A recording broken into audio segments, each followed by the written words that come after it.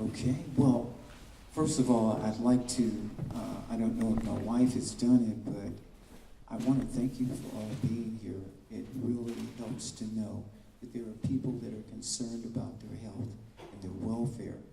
And part of what we were doing on our world tour is to try to give people information and to encourage them to do their research. In other words, just don't take blindly what people tell you. I mean, I was told soy was good for you.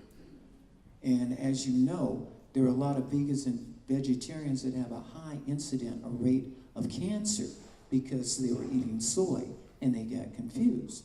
In our book, we have the soy story. The chapter tells you the history of soy, how it started with the Asians or Chinese peasants or farmers that may have been too poor to buy meat. So what they did is they came up with a process to ferment the soybean, and they were able to take out a lot of the contaminants in there. Well, our marketing people here, they said, well, look here, those Asian people, they don't have all the health challenges that we have, and they eat soy. Let's market that. But we don't have to tell them that it's unfermented soy that we're selling them. And so that's what we had a large dose of. I'm sure you remember when the markets were flooded with soy. Soy ice cream, soy wieners, soy bacon. You know what I'm talking about? And I got caught up in it, and I was wondering why I was itching from time to time. I was wondering why my hair seemed to be falling out. And I did my research, and I found out, doggone it, that soybean is actually toxic. George Washington Carver was commissioned to do a lot of work with the military. And he even said, the soybean is not for human consumption. But we didn't know. And that's the way it is. You cannot grow until you know. And then when you know, you have an opportunity to make other choices. So what we suggest to you, if you're going to do soy, make sure it's the fermented type, like the tempeh, the soya. Just check it and see, but stay away from the tofu. It got me caught up, and save your friends too. Another thing that we wanted to talk about in terms of healing is forgiveness. You cannot truly heal unless you forgive. In our book, what we did is set out steps on how to forgive. Just roughly, what we ask you to do is to make a list of all of the things in your life that you did not do that you felt you should have done.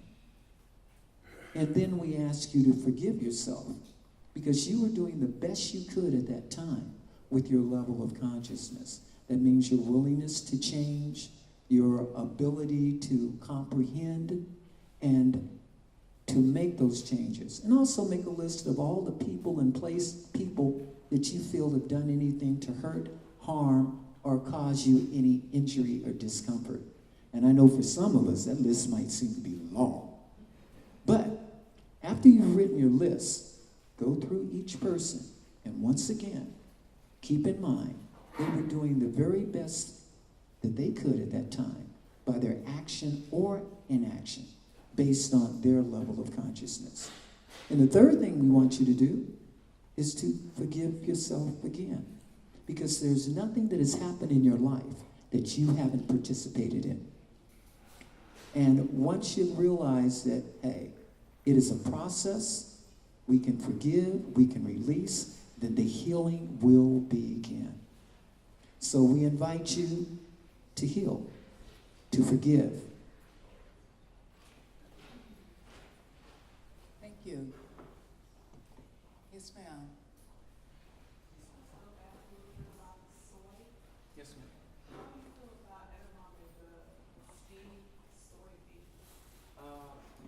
Well, I try to run away from all soy.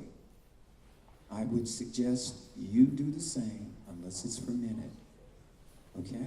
Now, the other thing is about the word cancer.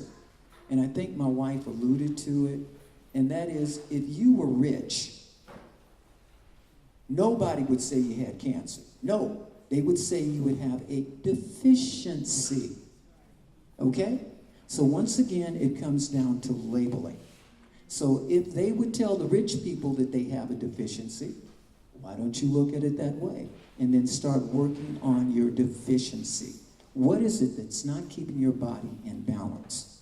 Now, I think we all know that by eating fruits and vegetables, staying away from the acid food, because if you are a melanated person, it's really carbon and copper. Because carbon and copper, you put those together, you get electricity. And we're electric people. We are to stay away from the acid food. And what is acid food? Most of you know that. You stay away from the starch stuff. That's acid. The bread, the white sugar, the white flour, the white salt, a lot of white things, huh? And the meat, because it's acid. And we were taught another thing, and the marketing is so good, we've got to give them a high five. They had us convinced that in order for us to get protein, we had to eat meat. But do your research, and you'll find that there is more protein in fruits and vegetables than there are in meat.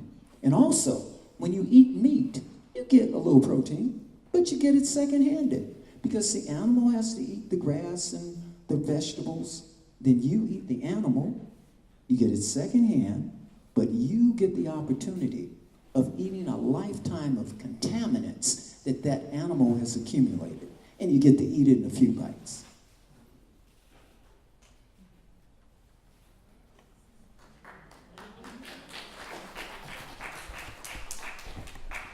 I'd like to ask you, how many of you enjoy cooking? Wonderful. So since you have been cooking, haven't you changed over the years from the way you cooked years ago? And why do you think that is? Is it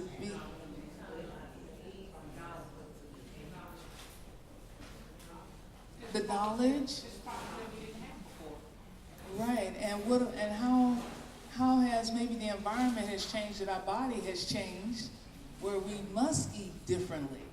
You know, the things that, as I said, we had our own farms, so we fed our own animals, so therefore it was similar to our bodies. But now we don't know what they're doing with the animals. So that lets us know that we should be a little particular and to become more creative and go to places where, you know, you can get something else other than just, you know, the meats. How about those going to the farmer's market? How many of you shop in the farmer's market more? And that way, you're getting more healthier foods. And what I've done, I generally ask the farmer if it's, what is it, GMO more or less, or if it has the what is it, organic and, what is it, pesticides, because I was always concerned about that. And then farmers would say, because they eat the food, that means, you know, the food is not, you know, doesn't have the chemicals in it. So what I'm saying is, it's really good to get together with, you know, with friends and family and start shopping in other places, the farmer's market, you know, the health food stores, and then even some of the ethnic stores. For instance, the turmeric that we purchased, it was from Indus. Indus in Berkeley, and they sell the halal meats. Yeah, you can go there and you can get pretty good spices for a low cost. And as well as in the health food stores, they have the bins where you can, you know, measure out your amount. And I'm sure we, a lot of times, are challenged with our finances, and we think that sometimes our finances won't allow us to buy these healthy foods. But what I've learned is when you start to learn that there's some things that you may have used last year, you can reduce it. For instance, like vitamins. I don't use as many vitamins anymore in my smoothies. I use more of the plant-based supplements, like chia seeds. How many of you are familiar with chia seeds? Yeah, that's one that's really good, for boosting your immune system and helping you to get the proper nutrients that you can't really get from the meat. How many of you are familiar with Irish moss? And that's another good seaweed, Irish moss. That's good for smoothies. Also, yes? Can you talk a little bit about black seed? Black seed oil? Black seed, yeah. Or if you put it in your food, it's like a black powder. Black seed. That is, Yeah, black seed, it's what we do with the black seed. We put it in our smoothies sometimes. And it's good for your bones. It helps with your cleaning of your intestinal tract. So that does have its place. One of the things I wanted to talk about is the elephant in the room. And I'm sure you're sitting on the edge of your seat, and that is water. Amen? Okay, now, when I was a little boy, now I'm 65, so that was, for some of you, that was not long ago. And for some of you, it seems like a long ways from now. But our water's experience was different. I do recall one day I said, one of these days, with them charging all that money for the gas, we're going to have to pay for water.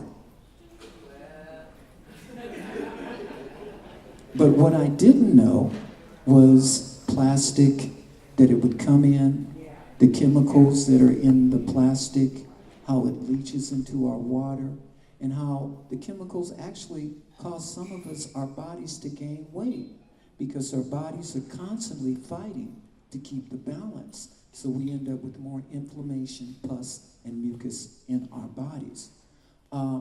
My wife and I, we've had several experiences, and one we'd like to talk about is the so-called Kangen kind of alkaline water. Nasir? yes, the Kangen water. Yes, I'm sure most of us have had that experience with the alkaline water, and I did drink it for 10 years. And that was during the time when my body was actually healing and detoxing. Because I think we detox throughout our entire life. That's why we have such a forgiving body that we can change the molecular system and take it somewhere else. But the alkaline water was good, but then I noticed I started having pains in my kidneys. And I couldn't figure out why. And sometimes I would drink more water because we also purchased an alkaline system. We paid over $2,000 for it, and some people pay as much as $3,000 or $4,000. And it's not good if you pay that type of money and then you're having pain. So I didn't know what to do. I happened to have gone to my Tai Chi class, and I met, I knew a woman, she's in the back, her name is Barbara Golden. And she's in the back. She's here to assist us with the water information. She had said, oh, your website looks great, because I had given her a business card. She said, but you're missing one thing. And I said, what is that? She said, the water. And I said, well, we have a chapter in our book where we've written about the different waters. And I said, plus, I'm drinking alkaline water. And she said, well, that's not quite, what they say it is. And I said, okay. She said, but I have a system which is the multi-pure. And plus it was less. It was, $400. And that's a big difference from, the paying $2,200 or $3,000 or $4,000. And her filter was only, what, $60, $70, my filter was $200. So we worked out a deal where I got the machine, and because I became a member, I didn't have to pay as much. And I told her about my situation, and she said, well, just give the water time. And she said, your kidneys will be better. And sure enough, it's been 2 years, and that water has been excellent. And I've also have taken the machine to the Gambia in Africa. And because I don't know anything much about the water, but I know more now because we have a borehole, you know, where the water comes from the ground. And it still has a lot of minerals in there that my body still may not be used to. So we have that filter system. It's carbon block filter with coconut shells. And we, by the way, bought some coconut shells to share with the company to see if they would be interested in purchasing them someday from the Gambia. And that's gonna also help all of us because we're in the Gambia want to establish a connection, you know, with our Americans. Just like they have the connection with the UK, you know, the African UK, the British, they go often to Africa, so their prices are a lot less. So if we start going, then our prices can be less for us. So we can go there and eat better food in terms of more pure. They don't have the chemtrails and all the different chemicals that's probably needed for whatever they're doing here, but not required over there. So yes, it will be a wonderful opportunity to see Barbara in the back, and she can give you more information on the water. I want to ask, I've never heard of alkaline water, so I don't know what it's for. How did you get to that? I mean, I kind of sort of try to keep up on, you know, what's helping. So how did you get there so that now you're talking about you stop that and what was its supposed benefits? Well, actually, I think that I've gone through the steps. You know, 30, 40 years ago, I was drinking the Alhambra water. You know, we were getting that water. And I think for that time, that was better than the faucet water. And then from... That's what they were saying. That's what they were saying. But we really don't know, you know. But your body will tell you if something is not right. And then from there, you know, we were boiling the water, and then I used to see all this white ring around there. That didn't look too healthy. And then from there, I would go to the health food stores. As you know, they have the water there. I think that's the reverse osmosis.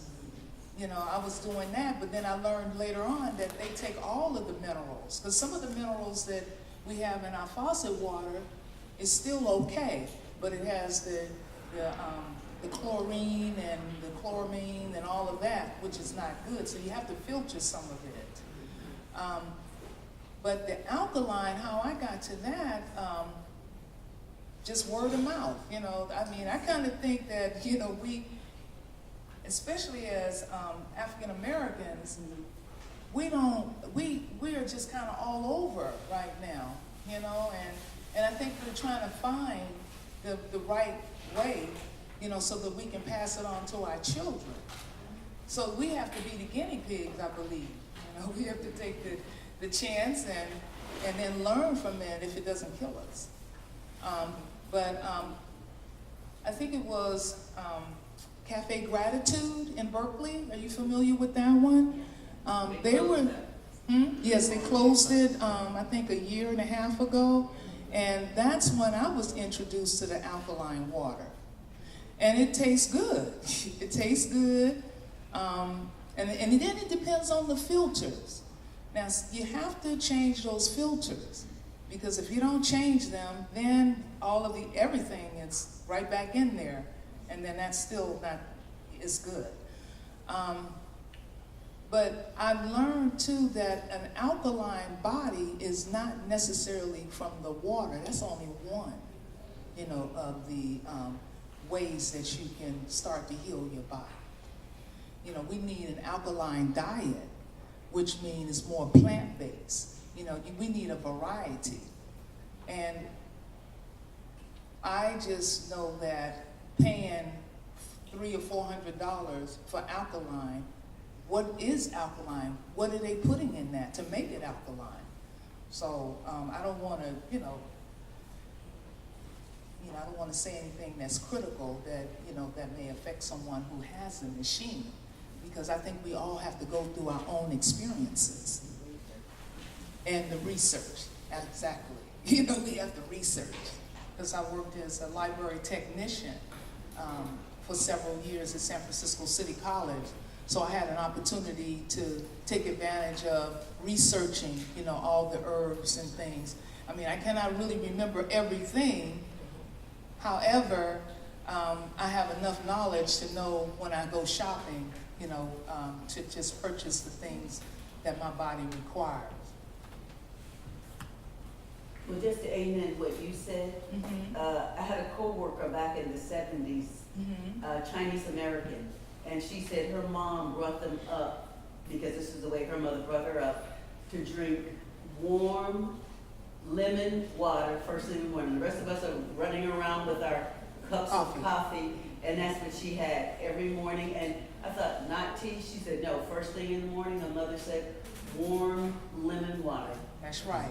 And I did for a little while and then stopped. I'm going to get back to it. Thank you. Yeah, and this is why we have these sessions, so that we can remind ourselves. Because to be truthful, I was drinking lemon and water when my children were very little. And that's like 25, 30 years ago. And then I got off the path myself and stopped doing it. And then one lady had mentioned that, oh, what about the enamel on your teeth? And I'm thinking, oh, so that had me thinking, having a little fear. Yeah. But, yeah. Yes. A lot of people drinking vinegar in water. What's your take on that? I did that one too, but I had an experience where I stopped doing that, and when I did it again, I could not remember if I just drank the vinegar by itself or add water. Well, I took a little bit and I drank it, and it burned my stomach so badly I was in pain all day. So I knew that wasn't something I should do. But for those that have a body that can deal with acids, they may be able to take the apple cider vinegar. But most of us are better off alkaline in our body with the lemon or lime. In the Gambia, they use more lime, and I think that lime is the best if you can get it with the seeds. And you have to buy these things in season. Yeah. What I want to point out is that we have different body types, just like we have different blood types. And for most of us in this room, melanated or carbon and copper people, our bodies are very different from the European body. Some of you may not know this, but your bones are 10 times stronger or denser than a European's, which means your white blood cell count, your hemoglobin levels, they're all going to be different. You have more selenium in your body that allows faster transmission of nerves. In other words, the messages from your muscles to your brain. That's why we can generally jump faster and run faster. Jump higher and run faster. There we go. Europeans, they have more sulfur in their body. That's why when their hair gets wet, it gives off that smell. They have more salt, and we're talking about ammonia salt. That's why you can be in a room and you're cold and they're not. Our bodies are different. They also have more worms and parasites to help break down or metabolize their food. We don't.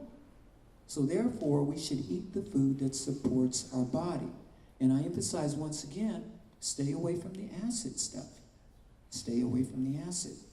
And as my wife said, if your body's alkaline, you can have no cancer. So I guess the question is, how can you take the steps to get to that position?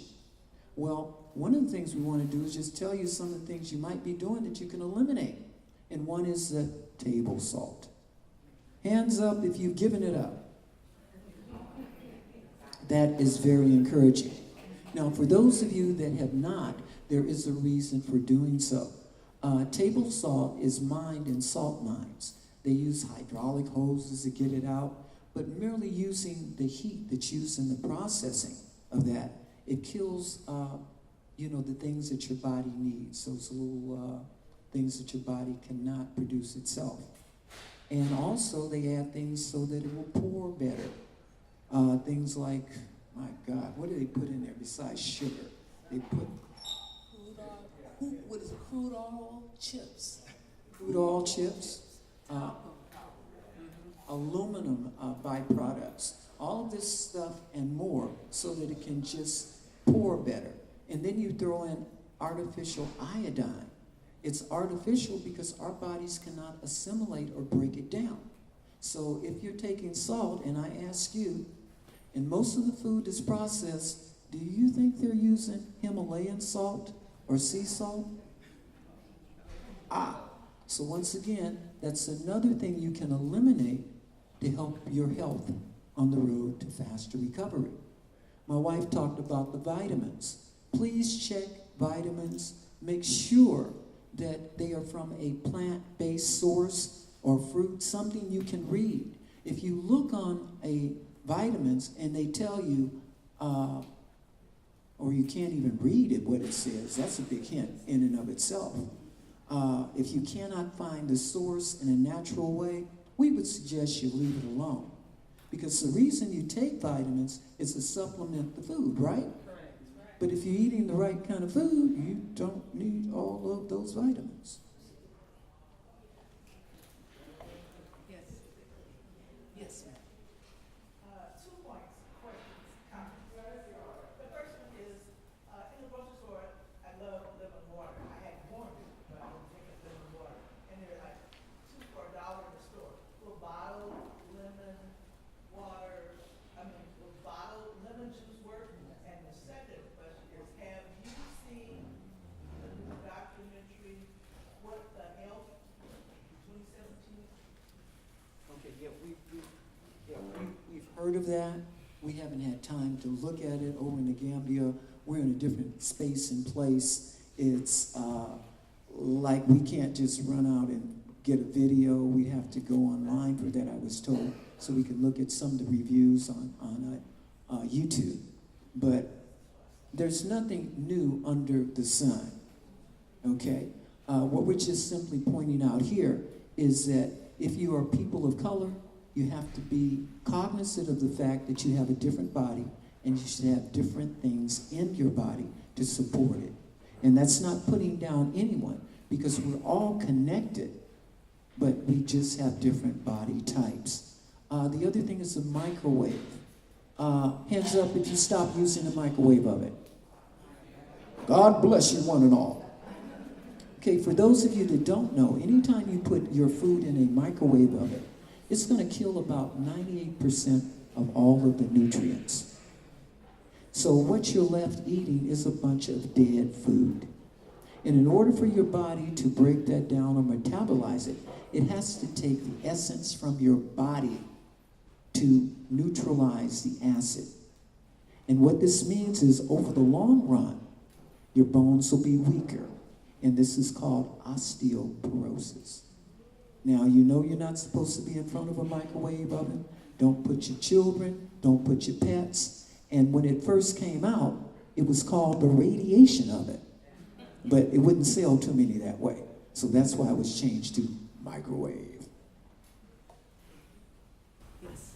You talk about the problems of eating canned food. I heard documentation the other day that since 1937, the U.S. government has been putting a chemical in canned food that has an estrogen base to it. Mm-hmm. So it's part of the population control to keep men from producing the prostate that they need to produce. Yes. Yeah, you're right about that. Go ahead. Yes. I remember when my children were younger, sometime the holidays, they would give us, these canned goods. And I never would at that time, I would pour all that juice off and restructure it, and add, the onions and garlic and bell peppers. And that's because I cooked. Now, for those that don't cook, they may not change it, because I think that you can take something bad, and you can fix it where there's some nutrients, added that can also help sustain you until you do better. But now that it's clear that they're poisoning the food with these different things, we have to take precaution and eat more fresh and eat what's in season. And also, it behooves us to be more compassionate because of the things that were put in our food, like the estrogen, atrazine. This is Monsanto's and others have been using it on the food, and what it does, it also messes with your hormones. And in the last 2 decades or so, we've seen an increase of people being born with both sexes, and also this affects them in different ways. And once again, it goes down to the food source, and that's why we should be more compassionate when we see whoever it is, wherever they are, because we're in a situation where we are affected by the food that we eat. So there's no blame game. It's just understanding it so that we can love each other and move past it. This also affects DNA, so it's not just stop with you, it's passed on to generations, isn't that right? Absolutely. And I think that's why a lot of us have challenges, because of what's passed on, from the family. But it takes us ourselves to live long enough to wanting to correct it. Because I believe that we're here working. We have jobs to do, not just jobs, from day to day making a living.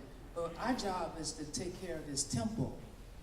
This is what I'm geared to do for the rest of my life, and as well as to help others. I may not be a scholar in this, but I have lived this life, and I'm learning, and I tell people and I teach every day.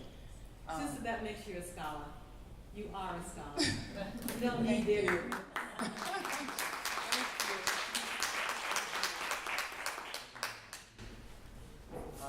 Now, before we talk about what we're doing in the Gambia, I'd like to give out some more turmeric. You ready?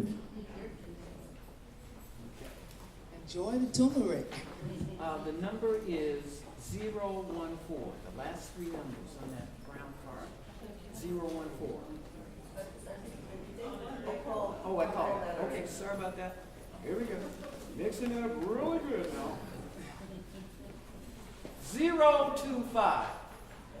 We have a winner. I believe that young lady said she was interested in purchasing it. Now she's got it free.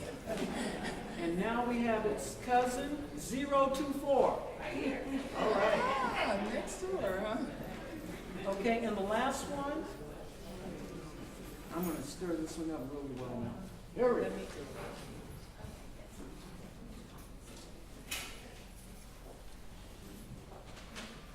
038.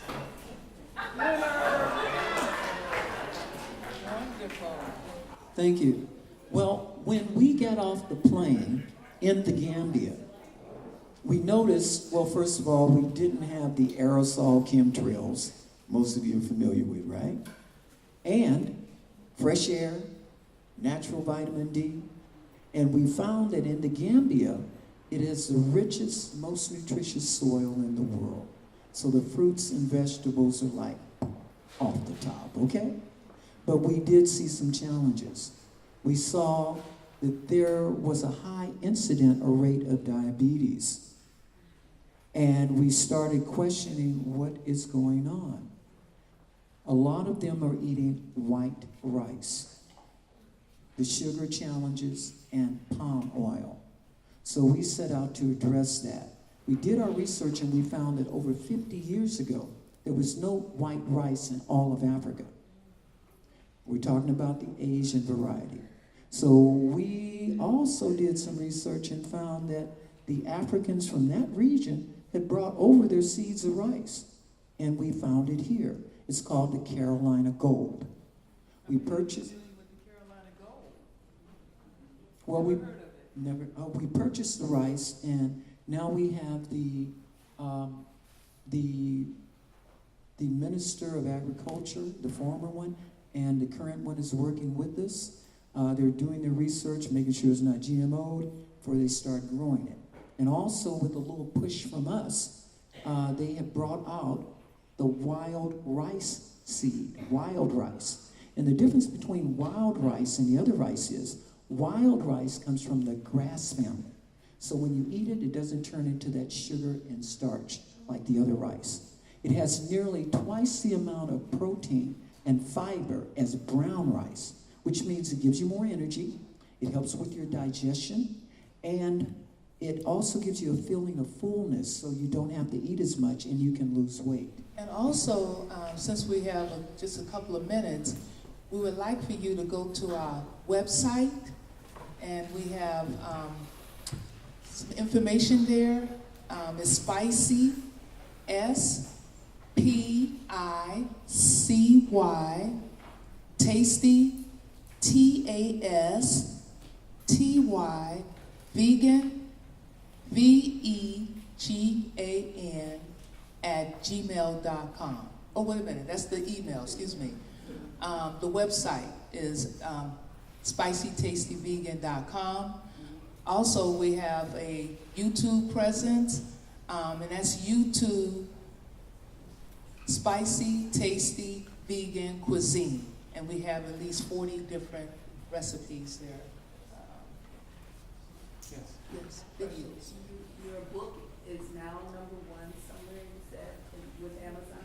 Yes, the one with the melanated one, that was #1 for a long time. And then one day we happened to go on Amazon, and now the Eat Your Way to a Healthy Life, the small kitchen companion, is now #1. Okay. Well, I was just wondering if you were planning to do an audio of the book for those of us that don't have time to read other books, and also a Braille production. Yes. We do have some of the chapters in audio form on our YouTube channel. Braille, we haven't got to that yet, but we have asked the Senegal government, they want us to have our books translated into French. Yes. So we're working on it step by step.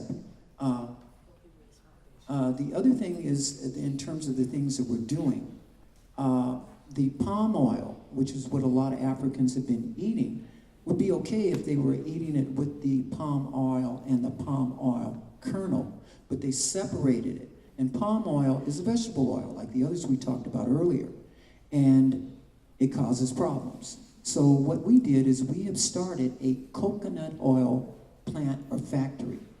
We have several people that are growing coconut oil groves for us. It takes 3 to 5 years before they mature. In the meantime, we're gathering the coconuts from different farmers, and we could use your help in getting the extractors to do that. But that's one of the things we're doing. Also educating them about sugar substitute. In the Gambia, they can use mango juice. They can also take their dates, cut it up, put it with water, and make a syrup. And with the coconuts, the flowers, we can make coconut nectar. So we can address the sugar challenge, address the oil challenge, and also we're putting up a recycling plant as well as a food processing plant.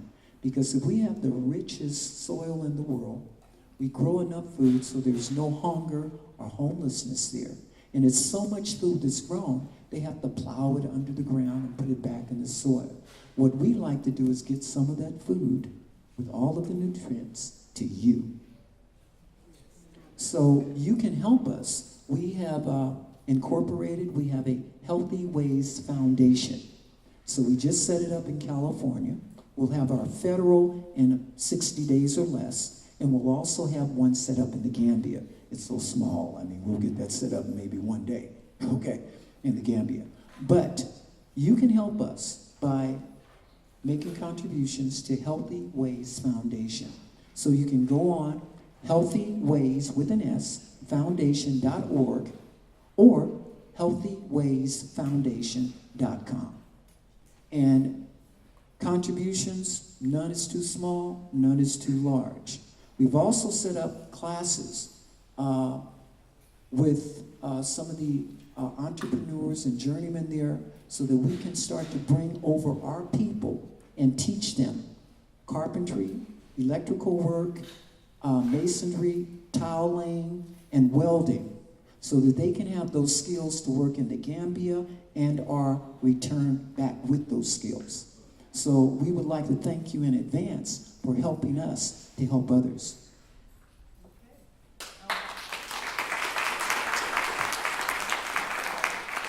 Okay, we're gonna wrap it up right now. One more question, then we're. Yeah, Dr. Joe, you mentioned the benefit of, the physical benefit of moving to the Gambia, the vitamin D, the fresh air, the soil, rich soil. But can you talk just a little bit about the psychological benefit of returning and repatriating back to Africa? Well, there is nothing like looking around and you see people looking like you running all the businesses. That in itself puts you in a different mindset. Also, we're working with the royal family there, as well as the government. We are so blessed to be in this position. But one of the things the prince said, he said, bring over your black Americans. He said, we have plenty of room. And we want them to know that not only do we love them, they are us too. And we welcome them and want them to know we want them to come. Thank you so much.